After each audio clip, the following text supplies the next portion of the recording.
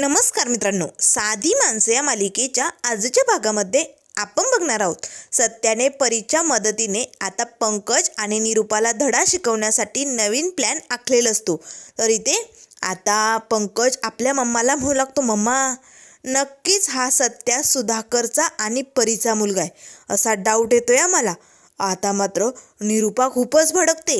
मोठाले डोळे करून या पंकजकडे बघू लागते.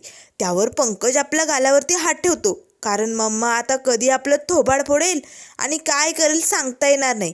निरूपा आता पंकजच्या तोंडावरचे हात काढते आणि चटकन पंकजच्या एक कानाखाली ओढते. आता पंकज लागतो, मम्मा मला का मारतेस? त्यावर निरूपा म्हणू लागते, लाज नाही वाटत? तुझ्या पप्पांवरती संशय घेतो? अरे असं बोलूच कसा शकतो तू?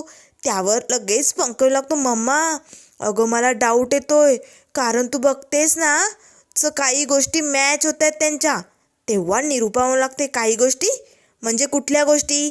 त्यावर लगेच पंकज लागतो, मम्मा जसा हा सत्यागिरी वापरतो ना, तशी ती परीगिरी वापरते आणि कसली सत्यावानी गळ्यातली चैन फिरवते बघितलं तू? त्यावर लगेच आता निरूपाला आठवतं, तिने अगदी सत्या स्टाईलने चैन फिरवलेली असते. मग लगेच पंकज लागतो, मम्मा एवढंच नाही, अगं जी भाजी या सत्याच्या आवडतीची आहे ना, तीच भाजी तिच्या आवडतीची. दोघांच्या आवडीनिवडी पण सेम आहेत. आणि बघितलं ना तू, मगाशी सत्याच्या ताटातला पनीरचा तुकडा तिच्या ताटात उडाला, तरीही सत्या बाळाचा म्हणून तिने पटकन खाऊन टाकला. आणि मला तर असं वाटतं यावरनं की नक्की हा सत्या हिचाच पोरगा आहे.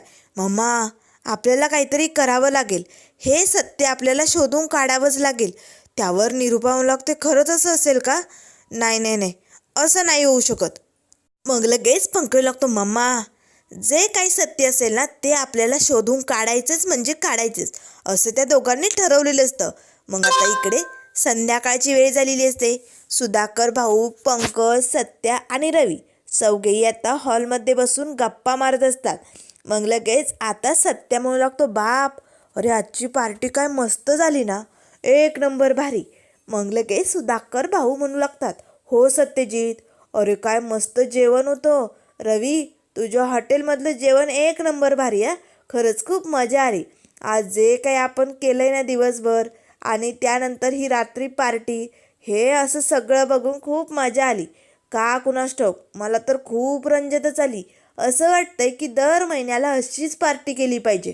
मग लगेच पंकज मनाशीच म्हणू लागतो, अरे बापरे, मग आता पप्पा काय दर महिन्याला परीला इकडे बोलावता की काय, म्हणे अशीच पार्टी करायला पाहिजे.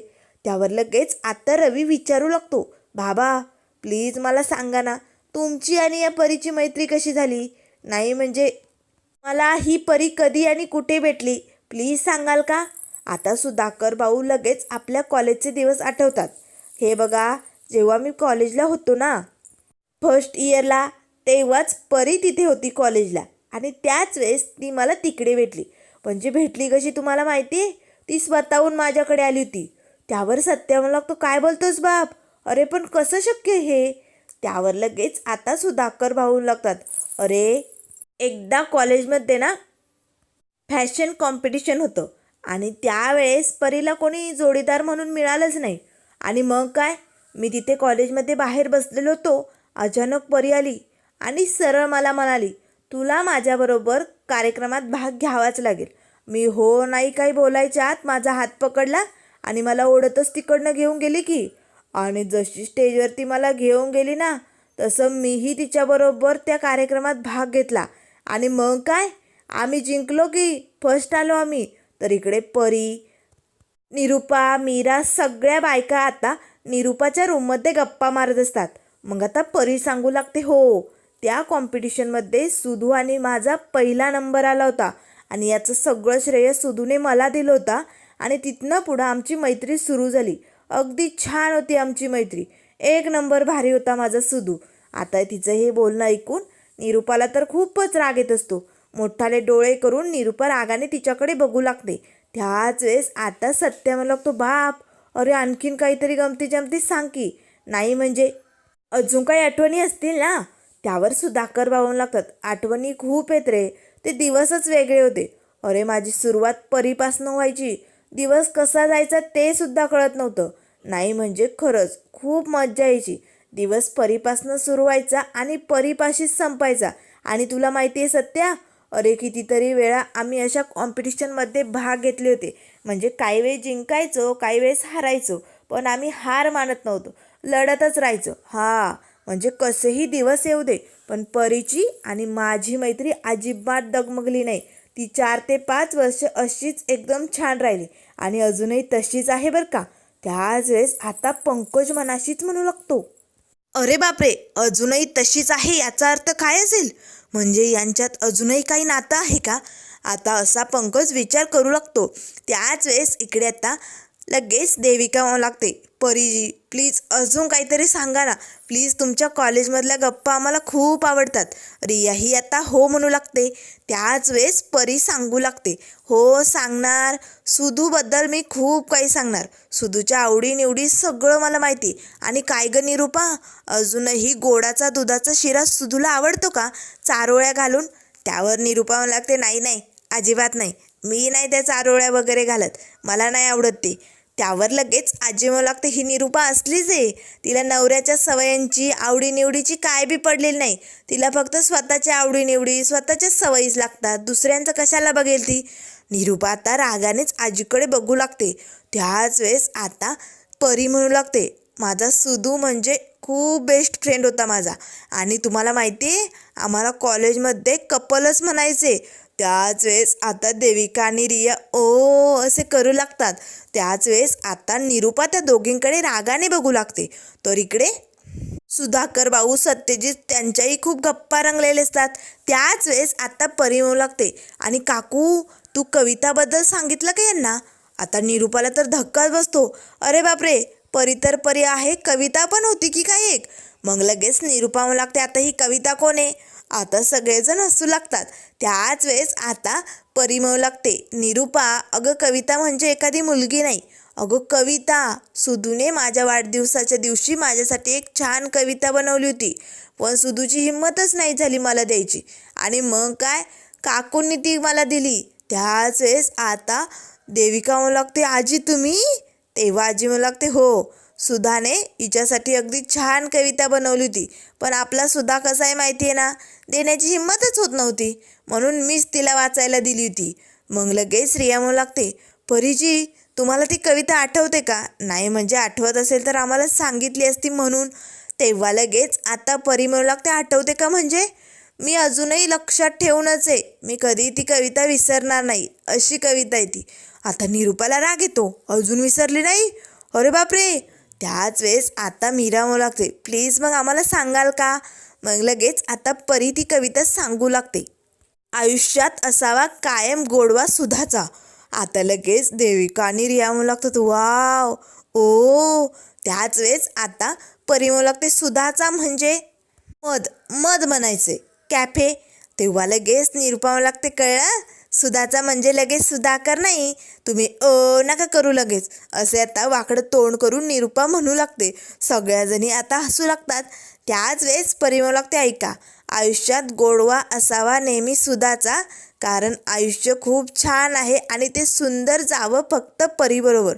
अशी आता सुधाकर भाऊंची ही कविता असते. सुधाकर भाऊंनी ही कविता रवी, सत्या आणि पंकजला सांगितलेली असते. त्याच वेळेस सत्याला लागतो, वाह बाप, कसली भारी कविता बनवली, आज तू खरा बाप शोभतोय या सत्यजित सुधाकरचा. खरंच पिताश्री एक नंबर भारी, या प्राध्यापकाचे वडील म्हणून तुम्ही अगदी छान कविता बनवली. त्याच वेळेस आता पंकज मनाशीच म्हणू लागतो, अरे बापरे, एवढी भारी कविता त्या परीसाठी बनवली होती बाबांनी, आणि माझ्या मम्मासाठी कधी एक शब्दही कायचा बनवला नाही, एक अक्षरही कधी जमलं नाही. माझी मम्मा आता हे सगळं खपून घेणार नाही, मी बघतोच आता. बघा तुमच्या या सत्याचा मी लवकरच शोध घेणार, असे पंकज मनाशीच म्हणू लागतो. त्याच वेळेस आता लगेच देविका आणि रिया म्हणू लागतात, अजून सांगा ना, तुमच्या या गप्पा ऐकायला आम्हाला खूप आवडतं. तेव्हा निरूपा म्हणू लागते, नाही नाही नाही, खूप उशीर झालाय, रात्र झाली, आता बाद झाल्या या गप्पा, उद्या मारू. त्यावर आजी म्हणू लागते, निरूपा अगं काय करते, किती छान बसलोय की नाही आपण, मग मारू दे की गप्पा. तेव्हा निरूपा म्हणू लागते, जमणार नाही, हे बघा खूप रात्र झाली, आता खरं म्हणजे झोपायला पाहिजे. खूप गप्पा झाल्या, बाकीच्या गप्पा उद्या. त्यावर परी म्हणू लागते, हे बघा निरुपा अगदी बरोबर बोलते, खूप रात्र झाली ना, आता झोपायला पाहिजे. चला बरं. त्याच वेळेस सगळ्याजणी आता उठून निघालेले असतात. तेव्हा निरुपा म्हणू लागते, परीजी तुम्हाला जर रात्री काही लागलं तर मला नाही, मीराला आवाज द्या. असे म्हणत निरुपा सगळ्याजणी इकडे हॉलमध्ये येतात. हॉलमध्ये या चौघांचाही मस्त धिंगाणा, हसतनं खेळणं चालू असतं. तेवढ्यात निरुपा येत त्याने लागते, चला चला उठा आता, बाद झालं, पुरे झालं, खूप हसलात आता, खूप गप्पा झाल्यात, चला. त्यावर सुधाकर भाऊ लागतात, निरुपा अगं परी झोपली का? दिवसभर थकली असेल बिचारी. तेव्हा लगेच पंकज सगळेजण बापाकडे बघून हसू लागतात. त्याच वेळेस निरुपा म्हणू लागते, बिचारी थकली असेल, नाही म्हणजे मला नाही आजवर कधी असं म्हणाले. तेव्हा सुधाकर भाऊ लागतात, निरुपा अगं असं म्हणायची तुला गरजच काय पडते? अगं तू बेडवरती पडल्या पडल्या घोरायला सुरुवात करते आणि मग तुला झोपायची काय गरज? अगं तसं परीचं नाही आहे ग. अगं झोपायला गेल्यानंतर तिला तास 2 तास झोपसुद्धा लागत नाही. आता मात्र पंकज सत्या सगळेजण बापाकडे बघून हसू लागतात. त्यावर पंकज मनाशीच म्हणू लागतो, अरे बापरे, म्हणजे परीच्या झोपण्याबद्दल सुद्धा पप्पांना माहिती आहे तर. अरे बापरे, हे खूप मोठं प्रकरण दिसतंय. असा विचार आता पंकजच्या डोक्यात चालू असतो. त्याच वेळेस निरुपा म्हणू लागते, चला चला बाद झालं परी कौतुक, उठा. तेव्हा सुधाकर भाऊ लागतात, निरुपा म्हणजे तुला काय म्हणायचंय? मी हे जे काय करतोय ना ते तुझ्या सांगण्यावरनं करतोय, नाहीतर माझी परिस्थिती काय, माझं राहणीमान काय हे परीला सुद्धा माहिती. आणि हे बघ, मी जर तिला हे सगळं सत्य सांगितलं ना, तिला काहीच प्रॉब्लेम होणार नाही, कारण मी जसा आहे तसाच तिला आवडतो. त्यामुळे हे नाटक थांबवायचं असेल तर मला तसं सांग, मी लगेच परीशी जाऊन बोलतो. तेव्हा निरुपा म्हणू लागते, नाही नको, नाटक असंच चालू राहू द्या. जोपर्यंत आपल्याला इन्व्हेस्टमेंट मिळत नाही तोपर्यंत हे नाटक असंच ठेवायचे, अजिबात काही गडबड करायची नाही. चला आता झोपायला. आणि हो, आपण आपल्या रूममध्ये नाही जाऊ शकत. तेव्हा सुधाकर भाऊ लागतात, का? त्यावर निरुपा म्हणू लागते, आता परी थांबली ना तिकडे मग. आणि तसंही सासूबाई रियाबरोबर गेलाय, रवी रियाच्या रूममध्ये सासूबाई झोपणार आहेत. त्यावर सत्या लगेच आपल्या बापाकडे बघू लागतो. तेव्हा निरुपा म्हणू लागते, मग आता आपण कुठे झोपायचं? त्याच वेळेस सुधाकर भाऊ लागतात, निरुपा अगं इकडे हॉलमध्ये झोपूया की आपण दोघे, काहीच प्रॉब्लेम नाही. तेव्हा सत्या म्हणू लागतो, नाही, माझा बाप हॉलमध्ये झोपलेला मला चालणार नाही, अजिबात जमणार नाही. मग लगेच आता सुधाकर भाऊ लागतात, मग काय करायचं? तेव्हा सत्या म्हणू लागतो, निरुपा तुम्ही दोघे एक काम करा, तू आणि बाप आमच्या रूममध्ये झोपायला चला. त्यावर सुधाकर भाऊ लागतात, आम्ही? अरे पण सत्यजित मग तुम्ही कुठे झोपणार? तेव्हा लगेच सत्या म्हणू लागतो, बाप आपण दोघे इथे हॉलमध्ये झोपूया, नाही तर चालेल. तेव्हा निरुपा म्हणू लागते, नाही नको, ती परी जर रात्री उठली आणि तिने बाहेर हॉलमध्ये येऊन बघितलं आणि तुम्ही दोघे इथे झोपला असाल तर ती काय विचार करेल? श्रीमंत लोक असं झोपती नाही. नाही नको, हॉलमध्ये नको. त्यावर लगेच सुधाकर भाऊ लागतात, मग आपण सत्यजित आणि मीराच्या रूममध्ये झोपू. पण सत्यजित, अरे तुम्ही दोघे कुठे झोपाल? त्यावर सत्य म्हणू लागतो, बाप तू आमचा विचार नको करू, आम्ही आमचं बघून घेतो. तेवढ्यात लगेच आता देविका म्हणू लागते, मग सत्य आणि मीरा आमच्या रूममध्ये झोपले तरी चालतील. आता पंकजला धक्काच बसतो. तेव्हा पंकज लागतो, बेबी अगं काय बोलतेस तू? मग लगेच आता देविका म्हणू लागते, चालेल, अरे झोपू दे की, आम्हाला काहीच प्रॉब्लेम नाही आहे. त्याच वेळेस आता सुधाकर भाऊ आणि निरुपा म्हणू लागतात, बरं ठीक आहे, तुम्ही एकत्र झोपा, आम्ही जातो. असे म्हणत सगळे आता तिकडनं निघून जातात. त्याच वेळेस पंकज लागतो, बेबी अगं या सत्या मीराला कशाला बोलवलं आहे आपल्या रूममध्ये, काय गरज होती? त्यावर देविका म्हणू लागते, पंकज इन्व्हेस्टमेंट हवी ना तुला? अरे मग जर पैसे हवे असेल तर ही थोडीशी ॲडजस्टमेंट करावीच लागेल. तेव्हा पंकज लागतो, बरं ठीक आहे, चल मग रूममध्ये, खूप झोप आली. आता पंकज आणि देविका रूममध्ये येतात आणि आपला बेड अगदी छान मस्त करून त्यावरती पडणार. तेच आता सत्य आणि मीरा येतात. पंकज आता बेडवरती बसलेला असतो. त्याच वेळेस सत्य त्याच्याजवळ जाऊन बसतो आणि पंकजला बाजूला लोटू लागतो, ए सरक हो बाजूला, झोपू द्या मला. पाहुणे घरी आल्यानंतर आपण खाली झोपायचं असतं आणि पाहुण्यांना बेडवरती झोपू द्यायचं असतं. आता मात्र देविका आणि मीरा या पंकज आणि सत्याकडेच बघू लागतात. दोघे त्या बेडवरती भांडत असतात, एकमेकांना मारत असतात. त्याच वेळेस पंकज लागतो, नाही, तुम्ही खाली झोपायचं, आम्ही वर झोपणार, अजिबात चालणार नाही, ही रूम आमची आहे. त्यावर लगेच आता मीरा म्हणू लागते, हो जाऊ द्या ना, आपण खाली झोपूया, त्यांना झोपू द्या की बेडवर. त्यावर सत्या म्हणू लागतो, नाही धूमकेतू, पाहुणे आल्यानंतर पाहुण्यांचा मान असतो. निरूपाने बघ परीसाठी रूम सोडली, मग आपण एक दिवस याच्याकडे झोपायला आलो तर याला बेड सोडायला काय झालं? उतर रे बेडवरनं खाली, नाहीतर तुला खाली धक्के मारून लोटून देईल. त्यावर लगेच पंकज लागतो, नाही मैं मेरा बेड नहीं छोडूंगा, नहीं छोडूंगा. तेव्हा सत्या म्हणू लागतो, नाही छोडूंगा ना, तर मग मैं तेरा बेड तोडूंगा. आता मात्र दोघांमध्ये जोराचं भांडण सुरू झालेलं असतं, मारामारीही चालू असतात. तेव्हा देविका म्हणू लागते, पंकज अरे जाऊ दे ना, त्यांना झोपायचं असेल तर झोपू दे ना. तेव्हा पंकज लागते, ए तू हो बाजूला, चल निघ इकडनं. आता मात्र देविकाला धक्काच बसतो. त्यावर पंकज लागतो, सॉरी बेबी, तुला माहिती आहे ना, अगं मला पंख्याची खूप हवा लागते गं, मग मला बेडवरती झोपावं लागेल. त्यावर सत्या मला लागते, ए फुसक्या, खाली पण लागते की गारगार हवा, जा खाली निघ. तेव्हा लगेच पंकज लागतो, नाही मला वरच झोपायचे, मी बेडवरच झोपणार. तेव्हा मीरा म्हणू लागते, ठीक आहे, तुम्हा दोघांनाही बेडवरती झोपायचं आहे ना, मग आम्ही दोघी खाली झोपतो, आम्हाला काहीच प्रॉब्लेम नाही. त्यावर देविका म्हणू लागते, चालेल, मलाही काही प्रॉब्लेम नाही.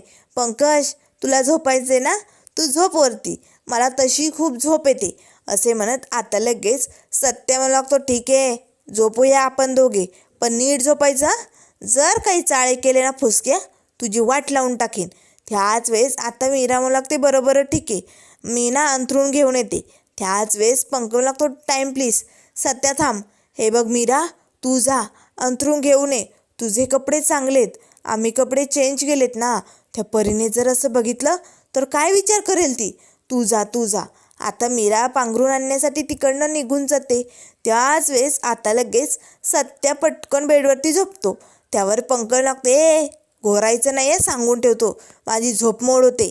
तेव्हा सत्या मला लागतो, ए घोरत असशील तू, मला नाही तुझ्यासारखी सवय. त्यावर लगेच देविका मला लागते, पंकज मला एक उशी देशील. पंकज आता एक सत्या खालची उशी ओढतो आणि देविकाला देतो. आता मात्र सत्या पटकन दुसरी उशी पंकजची घेतो. त्यावर लगेच देविका मला लागते, मीराला. आता दोघांमध्ये भांडणं सुरूच असतात, पण तरी एकमेकांकडे वाकडी तिकडी तोंड करून दोघेही आता झोपलेली असतात. तर इकडे रात्र झालेली असते. आता रात्री मात्र पंकजला ते क्षण आठवू लागतात. पार्टीत कसं देविका सगळेजण एन्जॉय करत असतात, पण ही परी मात्र सारखी सत्याबाळा करत असते. कसं तिने त्याचा उष्टा पनीरचा तुकडा खाल्लेला असतो, हे सगळं काही पंकजला आठवू लागतं. त्याच वेळेस आता पंकजला जाग येते. तो सत्याकडे बघू लागतो. सत्या मस्त घोरत पडलेला असतो. तेवढ्यात आता पंकजला हे सगळं आठवत असतानाच तो पुन्हा सत्याकडे बघणार. सत्या मात्र रूममधनं बाहेर निघून जातो. आता पंकजला डाऊट येतो, नक्की हा सत्या या परीला भेटायला तर नाही गेला ना रात्री. नाही बघावं लागेल. असे म्हणत खाली झोपलेल्या बेबीला आता पंकज उठू लागतो. तेव्हा देविका लागते, ए गपणारे पंकज, झोपू दे ना. तेव्हा पंकज खुणावतो, बाहेर चल. त्यावर देविका लागते, काय कशाला. तेव्हा पंकज लागतो, इथे मीरा झोपली ना, मी बाहेर गेल्यानंतर सांगतो, चल. आता दोघेही रूममधनं बाहेर येतात. तेव्हा देविका म्हणू लागते, पंकज एवढ्या रात्री भर झोपेतनं उठवताना तुला काहीच वाटत नाही का रे, कशाला उठवलंय. त्यावर पंकज म्हणू लागतो, बेबी मला जो डाऊट येतोय ना, त्यावरनं मला मोठं सत्य समजणार आहे. तेव्हा लगेच देविका म्हणू लागते, काय कुठलं सत्य. त्यावर आता पंकज लागतो, अगं बेबी तुला माहिती आहे, ही परी बाबांची मैत्रीण नाही आहे, तर त्यांची जुनी गर्लफ्रेंड आहे. अगं त्यांच्यात काहीतरी वेगळंच नातं दिसतंय. आणि हा जो सत्य आहे ना, हा या परी आणि सुधाकरचा मुलगा दिसतोय. आता हे बोलणं ऐकून देविकाला हसायला येतं. देविका हसू लागते. त्यावर पंकज लागते, हसायला काय झालं, हसू नको, मोठ्याने कोणी येईल. त्यावर देविका म्हणू लागते, पंकज अरे कुठलंही कुठे काय जोडतो, असं काही नसेल. त्यावर पंकज लागतो, आहे अगं बेबी 4 ते 5 सवयी आवडीनिवडी त्यांच्या मॅच होत आहेत, म्हणून मी हे बोलतोय. आता चैन फिरवल्याचं सगळं काही आता पंकजने देविकाला सांगितलेलं असतं. आता देविकालाही धक्का बसतो. तेव्हा देविका म्हणू लागते, बेबी असं जर असेल तर मग ती परी आपले सगळे पैसे इन्व्हेस्ट त्या सत्या आणि मीराकडे करेल, आणि मग ती सत्या आणि मीरा श्रीमंत होतील आणि आपण असेच गरीब राहणार का. तेव्हा पंकज लागतो, नाही असं होऊन चालणार नाही, आपल्याला काही करून या परी आणि सत्याचं सत्य समोर आणावंच लागेल. आता बघ, सत्या घराबाहेर पडलाय आणि ती परीही घराबाहेर पडली. नक्कीच काहीतरी भानगड दिसते. मी बघतो हा. परी आता इकडे हॉलच्या बाहेर इकडे कुणाशी तरी बोलत असते. पंकज आता हळूच खिडकीतनं डोकावून बघू लागतो, तर 2 व्यक्तींच्या सावल्या त्याला दिसू लागतात. तेव्हा पंकज लागतो, बेबी, दोघेजण बोलतायत. आता मी बाहेर जातो आणि या सत्या आणि परीला रंगे हात पकडतो, आणि नाही यांचं पितळ उघडं पाडलं ना तर नावाचा पंकज नाही, बघच तू. तेव्हा देविका म्हणू लागते, चालेल चालेल, जा तू. आता पंकज दरवाजा उघडून बाहेर येतो, तर परी बोलत असते, मला इंडियामध्ये इन्व्हेस्ट करायची. माझे सगळे पैसे मला इथे लावायचे आणि मी ती इन्व्हेस्टमेंट करणार म्हणजे करणार, असं ती झोपेत बोलत असते. त्याच वेळेस पंकज परीसमोर येऊन उभी राहतो, तर तिच्या पुढे कोणीच नसतं. तिच्या एकटीचीच बडबड चालू असते. पंकज आता तिच्या असं डोळ्यासमोर हात हलू लागतो, नाचू लागतो, पण तरी तिची बडबड बंद होत नाही. त्याच वेळेस देविका त्याने लागते, पंकज, अरे झोपेत बोलते तू. ती बघ, अरे तुला वेळ लागलाय का? झोपेत बोलते काय, तर तिच्या संग कोणीतरी माणूस बोलतोय. कुठे सत्या? त्यावर पंकज लागतो, बेबी, काहीतरी गडबड वाटते हा. ही झोपेत नाहीये, कोणीतरी होतं इकडे, सावली दिसली. त्यावर लगेच देविका मला लागते, गपरे, तूही झोपेतच आहे आणि तीही झोपेतच आहे. बघ, सारखं सारखं तेच बोलते, इन्व्हेस्ट करायचं इन्व्हेस्ट करायचं. दुसरं काही येतंय का तिला? नाही ना, म्हणजे याचा अर्थ ती झोपेत आहे. तेव्हा पंकज लागतो, हो, आता मग काय करायचं? मग जायचं आतमध्ये. तेव्हा देविका मला लागते, हो, कशाला टाईमपास करतोय, चल. त्याच वेळेस पंकज मला लागतो, अगं पण हिला इथेच तोडू का? नाही नाही नाही, आपण हिला घेऊन जाऊया. आता देविका पटकन परीचा हात पकडते. तेव्हा परी थँक्यू सो मच असे म्हणू लागते. पंकजला धक्काच बसतो, ही तर झोपेत होती ना, मग हिला कसं कळलं? तर त्यानंतर मित्रांनो पुढील भागामध्ये आपल्याला बघायला मिळेल. आता रूममध्ये सुधाकर भाऊ, सत्यजित आणि परी तिघे असतात. तेव्हा लगेच परी म्हणू लागते, सत्या, तू सांगितल्याप्रमाणे समजा काही झालंय. त्या पंकजला खरंच वाटलं की मी कुणाशी तरी बोलते आणि तो माझ्या माघारी आला की, पण आल्यानंतर मात्र त्याला मोठा धक्काच बसला. मी जे झोपेचं नाटक केलं ना ते त्याला खरंच वाटलं, असे म्हणत आता सत्या, सुधाकर भाऊ आणि परी तिघेही जोरजोरात हसू लागतात.